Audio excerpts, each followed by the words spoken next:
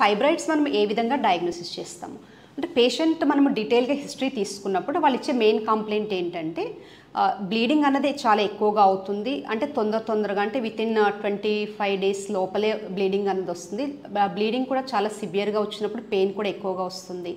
ఇవన్నీ వాళ్ళు కంప్లైంట్ చేసినప్పుడు దాంతో మనకి ఇన్ఫర్టిలిటీ కూడా ఒక సిమ్టమ్, అంటే మనకి 1-2 years వరకు కూడా ప్రెగ్నెన్సీ రాలేదు అనుకున్నప్పుడు మనకి ఎనటామికల్గా ఏమన్నా చేంజెస్ ఉన్నాయా, అంటే ఫైబ్రాయిడ్ నుంచి ఏమన్నా డిస్టర్బ్ అవుతుందా ఎనటామికల్ పొజిషన్ అన్నది కూడా మనం ఒకసారి చూసుకోవాల్సి వస్తుంది.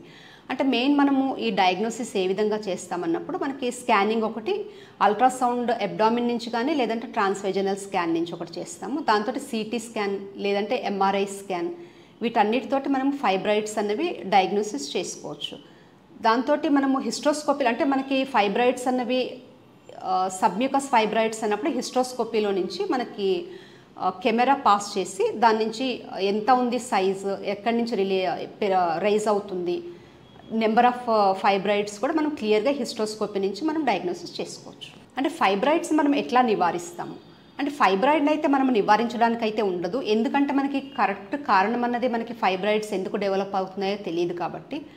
అంటే యూజువల్గా ఏంటంటే మనకి ఈ ఫ్యామిలీ హిస్టరీ నుంచి జెనెటికల్లీ వచ్చే అవకాశాలు కూడా ఉన్నాయి కాబట్టి మనం వేరే కారణాలు ఏవైతే ఉన్నాయో అంటే మనకి మెయిన్ ఒబెసిటీ ఉన్నప్పుడు మనము బ్యాలెన్స్డ్ డైట్ ఒకటి, రెగ్యులర్ ఎక్సర్సైజ్, స్ట్రెస్ఫుల్ లైఫ్ లేకుండా ఈ ఒబెసిటీని తగ్గించుకుంటే మనకి ఈ ఒబెసిటీ నుంచి వచ్చే ఫైబ్రాయిడ్స్ తగ్గే అవకాశాలు ఉంటాయి.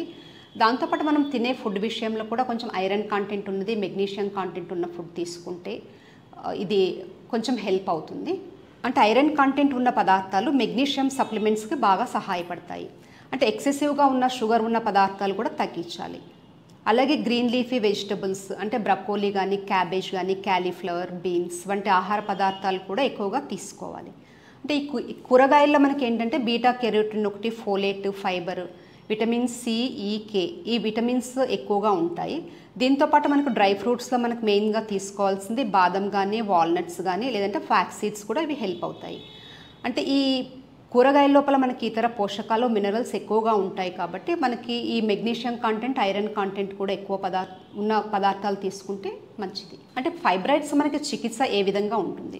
యూజువల్గా ఏంటంటే మనకి ఫైబ్రాయిడ్స్ చిన్నగా ఉన్నప్పుడు ఎటువంటి సిమ్టమ్స్ లేనప్పుడు మనకి చికిత్స అన్నది ఏమీ అవసరం ఉండదు.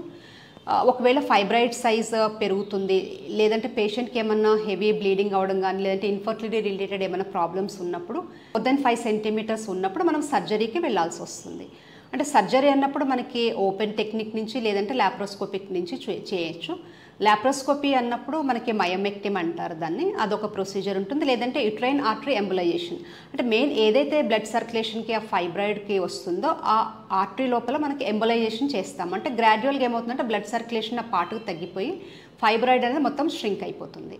అంటే మనకి హిస్ట్రోస్కోపీ నుంచి మనకి సబ్మ్యూకోజల్ ఫైబ్రాయిడ్స్ ఏమన్నా ఉంటే దీని నుంచి మనము రిమూవల్ చేసుకోవచ్చు. అంటే మెడికల్ మేనేజ్మెంట్ ఎలా ఉంటుంది అంటే పేషెంట్ ఒకవేళ చాలా ఎంగేజ్గా ఉన్నారు, అంటే ఫైబ్రాయిడ్స్ కూడా సైజ్ పెద్దగా లేవు కానీ సిమ్టమ్స్ ఏమన్నా ఉన్నాయి వాళ్ళకి అనుకున్నప్పుడు మనము వీళ్ళకి మెడికల్ మేనేజ్మెంట్ ఏ విధంగా చేస్తాము అంటే మనం ఇచ్చే మెడికల్ మేనేజ్మెంట్లో పెయిన్ రిలీఫ్ కోసము మనము non steroid anti inflammatory drugs ఒకటి లేదంటే ప్లెయిన్ పారాసిటమాల్ కూడా వీళ్ళకి హెల్ప్ అవుతుంది. దాంతోపాటు యాంటీ ఫైబ్రినోలిటిక్స్ ఒకటి, జిఎన్ఆర్హెచ్ ఎగోనిస్ట్లు అన్నది కూడా ఈ ఫైబ్రాయిడ్ ఉన్న పేషెంట్లకి కొంతవరకు హెల్ప్ అవుతుంది. అంటే మనము ప్రొజెస్టిన్ విడుదల చేసే ఇంట్రాయుట్రైన్ డివైజెస్ కూడా కొంతవరకు ఈ పేషెంట్లకి హెల్ప్ అవుతాయి.